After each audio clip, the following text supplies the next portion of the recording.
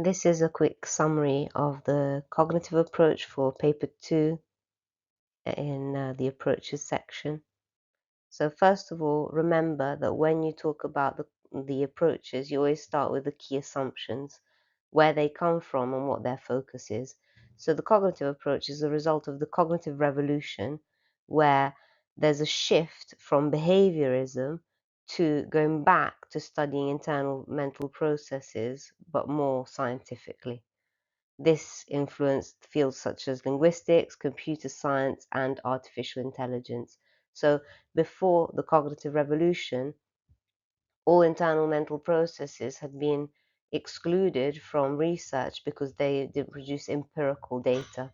With the rise of the computers, there was this cognitive revolution that said that we can study the mind as if it was a computer, and therefore we can bring back the scientific credibility to the study of internal mental processes.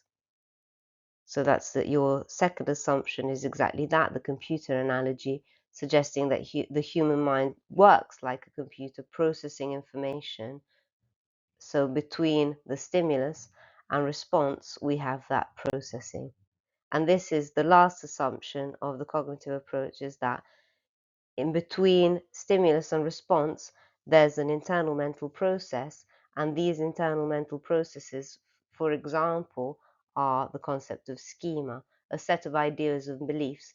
If I believe, for example, in this example, that bears are dangerous, because I've read books about bears, I've heard stories about bears, and therefore my schema is one of danger, then my response, both the behavioral response and the emotional response, will be one of fear emotionally and avoidance behaviorally. But it's all dictated by that internal mental process. These processes can be studied scientifically, and the way we can study them is through either experiments, and there's another key word, using inference. So inference is an informed conclusion based on empirical evidence. So we carry out research, for example, research into memory. We see empirically how many items, for example, someone remembers, and from there we infer, we conclude that memory might have limited capacity if it's short-term memory, for example. Another way that the cognitive approach is studied systematically and scientifically is by using models. We have two types of models: theoretical models that are, as for example, we said before, the working memory model or the short-term memory, that are diagrammatic representations of a cognitive process. And also we have computer models that are those artificial intelligence and simulations of cognitive processes, where the claim is, if I can get a computer to replicate those cognitive processes, then I have understood the mechanism underlying them. And that would be enough for your outline for your AO1, bringing in all the keywords mentioned in the specification. Remember, you can be asked about all those keywords, so inference, theoretical models, computer models, and schema. Now, moving on to evaluation, we'll use the ELISA framework again. So in terms of evidence, you can use evidence from elsewhere. For example, here, I've used evidence from psychopathology, showing that people with depression seem to have a higher amount than average of negative beliefs. And this supports the role of internal mental processes, in this case, negative schema, determining emotions and behavior. So the point we saw before, that between stimulus and response, we have internal mental processes. Limitations, one of the biggest criticisms to the cognitive approach, especially because of that computer analogy, is that of machine reductionism. There's an overlook of, for example, human emotion that computers cannot replicate. And that means that certain phenomena cannot be explained through that computer analogy. So as you can see here, when you're evaluating, you're making sure to link back a point to a specific detail that you presented in AO1. The strength was linked to the concept of schema, and this limitation is linked to the computer analogy.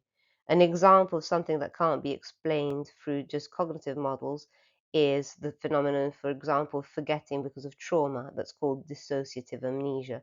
There has to be some sort of emotional explanation for that event, or psychodynamic, or some form of repression.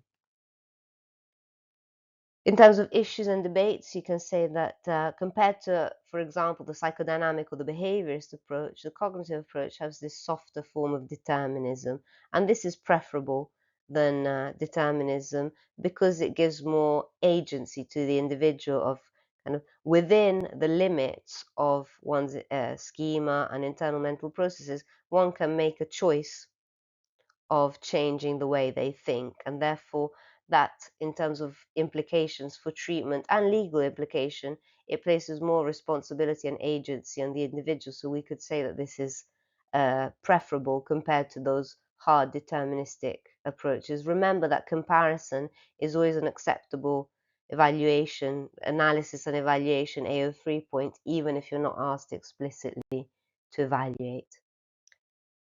In terms of scientific credibility, yes and no. We've got arguments for the scientific credibility of the cognitive approach. For example, obviously the research carried out in controlled lab settings with standardized procedures, and also with the emergence of computer models and cognitive neuroscience, the use of brain scanning technique offers empirical evidence. So we can say that we've got control and empiricism.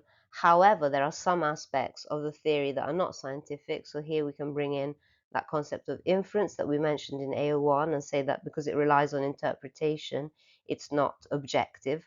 And also the fact that a lot of the evidence is correlational. For example, both cognitive explanations for schizophrenia and depression look at a link between certain cognitive dysfunctions and certain symptoms, but we don't know which causes which, or whether there's a third variable, for example, a chemical imbalance, that might be causing both. So that has the issue of not providing a causal explanation. That means it's not really possible to scientifically construct a theory without that causality being established.